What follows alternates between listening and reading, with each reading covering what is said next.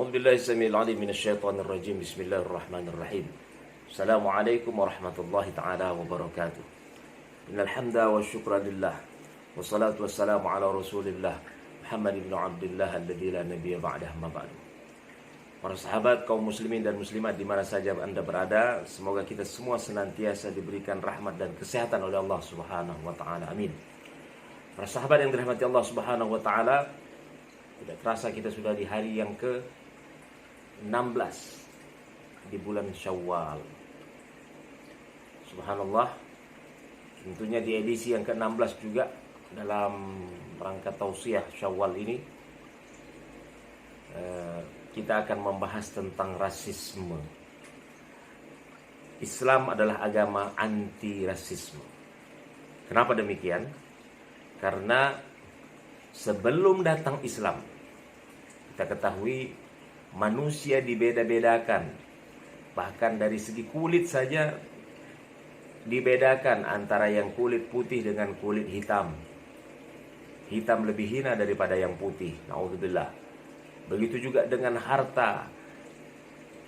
Yang kaya lebih mulia daripada yang miskin. Kemudian ada kasta-kasta lagi. Nah, tentunya di agama-agama tertentu ada yang meletakkan kasta-kasta. Ada kasta yang paling tinggi, ada kasta yang paling rendah, ada kasta menengah.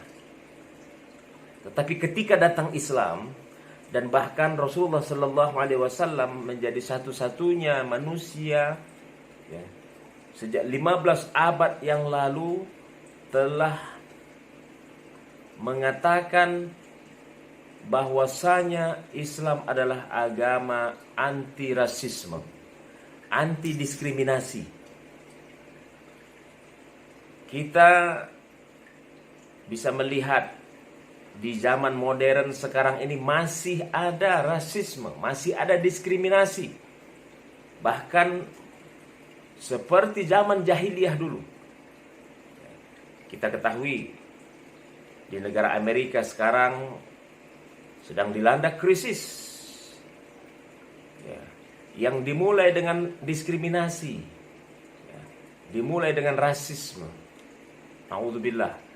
Semoga tidak menyebar sampai ke negara kita, di Nusantara ini, di Tanah Melayu, di Indonesia, Singapura, Malaysia, Brunei, Thailand, Filipina ya, jangan sampai terjadi yang namanya ada diskriminasi dan rasisme ini. Na'udzubillah. Para sahabat yang dirahmati Allah Subhanahu wa taala, Rasulullah Sallallahu Alaihi Wasallam sejak 15 abad yang lalu telah mengatakan, bahkan Rasulullah di dalam khutbah terakhirnya, khutbatul wada', Rasulullah sedang melaksanakan ibadah wukuf, melaksanakan ibadah haji dan wukuf di Arafah. Sebelum sholat zuhur, Rasulullah Sallallahu Alaihi Wasallam berkhutbah. Di antaranya adalah poin yang bisa kita ambil kesimpulan adalah Rasulullah SAW mengatakan, la fadla li arabiyyin ala ajamin illa bittaqwa. Subhanallah.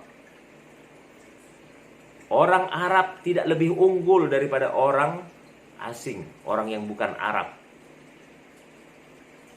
Tetapi yang memberikan keunggulan, yang bisa menjadi lebih adalah takwanya.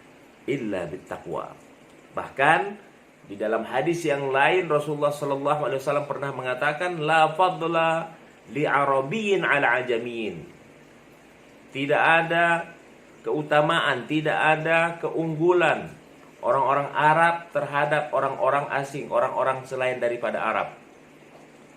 Wala li ajamin ala arabiyyin.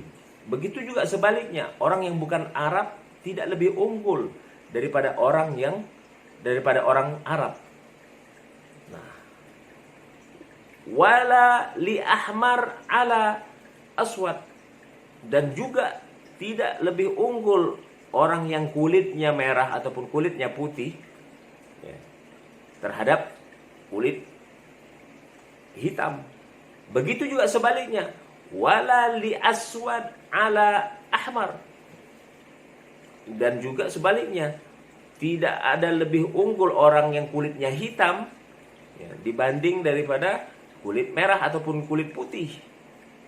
Tetapi Rasulullah tutup hadis tersebut illa bit taqwa, kecuali dengan ketakwaan. Subhanallah. Artinya ya, manusia itu bisa menjadi manusia yang unggul hanya dengan takwa. Inna akramakum indallahi atqakum, kata Allah.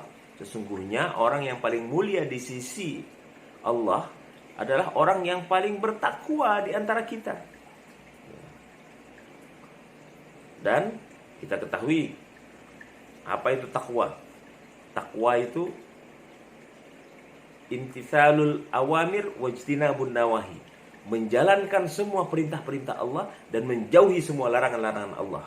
Nah, orang yang bisa menjalankan semua perintah Allah dan menjauhi semua larangan Allah, itulah orang yang takwa, orang yang bertakwa, orang yang senantiasa takut kepada Allah Subhanahu wa taala sehingga dia menjalankan semua perintah-perintah Allah, dan orang yang senantiasa takut kepada Allah sehingga dia menjauhi semua larangan-larangan Allah Subhanahu wa taala. Para sahabat kaum muslimin dan muslimat yang senantiasa dirahmati Allah Subhanahu wa taala.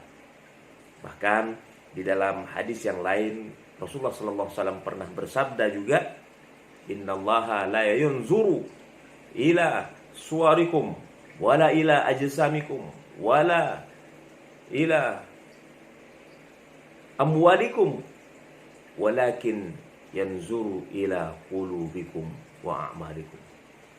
Sesungguhnya Allah tidak pernah melihat kalian dari sisi bentuk rupa kalian, dari tubuh kalian yang hebat, yang kuat, yang besar, dari rupa yang cantik, dari tubuh yang kekar, yang kuat. Dan bahkan Allah pun tidak melihat dari banyaknya harta kalian, tetapi yang Allah Subhanahu wa taala lihat adalah hati kalian. Bagaimana hati kita ini bisa dilihat oleh Allah Subhanahu wa taala?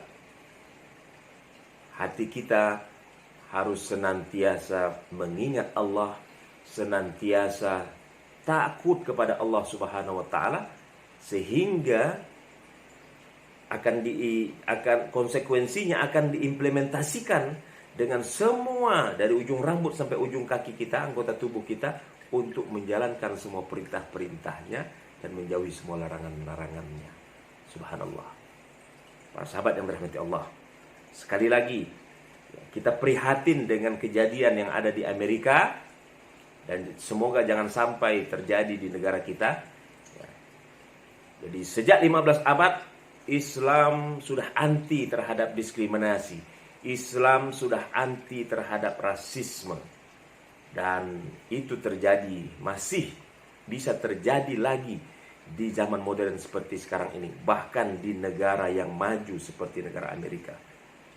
Insya Allah ya, ketika kita menjalankan semua perintah-perintah Allah, menjauhi semua larangan-larangan Allah, kita kembali kepada Islam dan masuklah ke dalam agama Islam secara sempurna, insya Allah semuanya akan terhindar kita dari hal-hal yang diskriminatif, hal-hal yang rasisme, dan lain-lainnya daripada hal-hal yang negatif. Demikian, semoga bermanfaat.